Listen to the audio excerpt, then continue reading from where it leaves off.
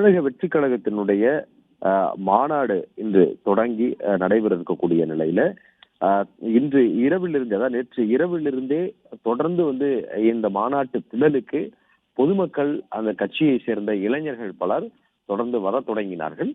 அவர்களை தற்பொழுது வெளியேற்ற முடியாமல் சுமார் ஒரு 1000 இளைஞர்கள் தற்பொழுது அந்த பகுதியில மாநாட்டு மேடைக்கு முன்பாக அவர்கள் திரண்டிருக்கிறார்கள்.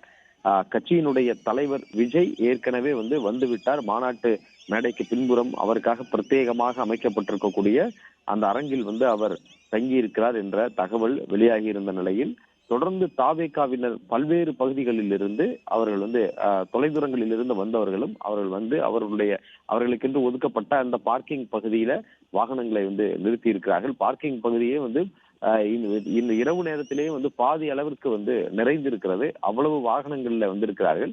வந்தவர்கள் தொடர்ந்து மாநாட்டு மேடையை நோக்கி வந்ததன் காரணமாக சுமார் 1000க்கும் மேற்பட்டோர் தற்பொழுது இந்த மாநாட்டு திடலிலே அவர்கள் அமர்ந்திருக்கிறார்கள். இதற்கிடையில மாநாட்டு மேடைக்கு மேலே அதன் உச்சியிலே அறிஞர் அண்ணாவும் எம்ஜிஆரினுடைய படங்களுடன் விஜயினுடைய படமும் இருந்த ஒரு பதாகை இருந்தது.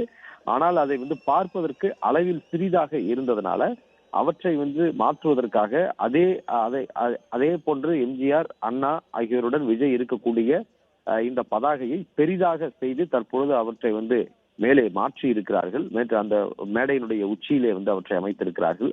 அதே போல இந்த கூட்டத்தினரை தொடர்ந்து வெளியேற்ற வேண்டும் என்று தாவேகா நிர்வாகிகள் தொடர்ந்து மேடையிலே கூறினார்கள், ஒலிபெருக்கி மூலமாக அறிவித்தார்கள்.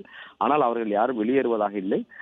மதுரை மாவட்ட எஸ்பி BK அரவிந்திடமும் தாவேகா நிர்வாகிகள் தொடர்ந்து ஆலோசனையில் ஈடுபட்டார்கள். பிறகு தாவேகா பொதுச் செயலாளர் புஷி ஆனந்த் தற்பொழுது மேடைக்கு அவர் நீண்ட நேரமாக மற்ற நிர்வாகிகளிடம் ஆலோசனையில் ஈடுபட்டார்.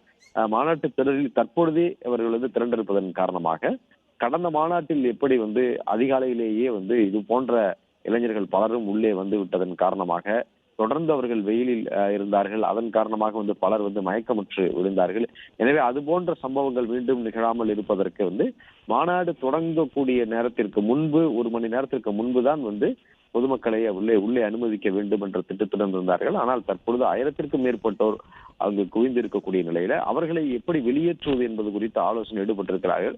அதே போல இந்த தனியார் பவுன்சர்கள், பாதுகாவலர்கள் எல்லாமே தொடர்ந்து காலையிலிருந்தே அவர்கள் பணியில் இருந்தார்கள். நாளை காலை நாள் முழுவதும் அவர்கள் பணியில் ஈடுபட வேண்டும் என்பதனால அவர்களுக்கு ஓய்வு கொடுக்கப்பட்டிருக்கிறது.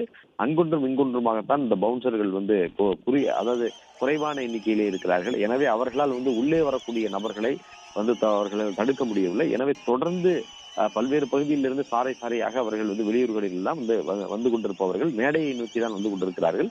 மேடைக்கு முன்பு இருக்கக்கூடிய விஐபிகளுக்கான இடம் ஒதுக்கப்பட்டிருந்தது. அந்த பகுதியிலேயே தற்பொழுது வந்த இளைஞர்கள் பலரும் நிறைந்திருக்கிறார்கள். இரவு நேரத்தில் பெண்களும் கூட நிறைய பேர் குடும்பமாக அவர்கள் அமர்ந்திருக்கிறார்கள். நாளை மாநாட்டுக்கு அந்த மாநாடு திடலிலே இடம் பிடிப்பதற்காக முன்னதாகவே பலரும் வந்துவிட்டு இங்க காத்திருக்கிறார்கள் என்பதையும் பார்க்க முடிகிறது. பிளே ஸ்டோர் மற்றும் ஆப் ஸ்டோரில் இருந்து பாலிமர் செயலியை QR கோடு மூலம் பதிவிறக்கம் செய்யுங்கள். செய்திகளை உடனுக்குடன் பெறுங்கள்.